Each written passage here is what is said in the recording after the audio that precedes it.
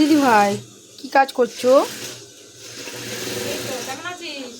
ভালো, অনেকদিন আসিনি তোমাদের বাড়ি, তাই দেখা করতে এলাম। এসেছিস, খুব ভালো হয়েছে। আয় বস। এই তো কথা বলছি। কি বানাবে এটা? এই দেখ, ব্লাউজের এখন পাট সেলাই করছি, ও, মানে বডি পার্ট আর কি যাকে বলে। তো বডি পার্ট সেলাই করছি। এই যে এটা হয়েছে বাটি পার্ট, এর সঙ্গে এই ভি পার্টটা মানে জুড়ছি। ও, এটাকে বলে ভি পার্ট না, এটাকে বলে এস পার্ট। এস পার্টটা জুড়বো সাথে। তো ও। এটাকে কিভাবে জুড়বো দেখাচ্ছি। একটা এগুলো আমার হয়ে গেছে। ও, তো এটা ওইগুলি হয়ে দেখাচ্ছি, গেছে? দেখ। হ্যাঁ, একটা হয়ে গেছে, এখনো এগুলো বাকি রয়েছে, এখনো এগুলো বাকি আছে। তো দেখাচ্ছি এটা কিভাবে জুড়তে হয়। এটা তো রাউন্ড সেলাই।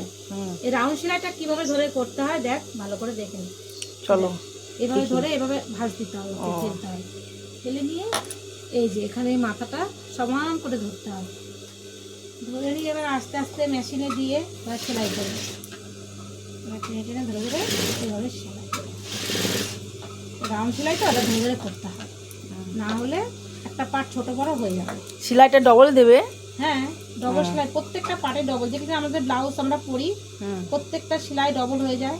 ডবল পার্ট ডবলই সেলাই করতে হয়।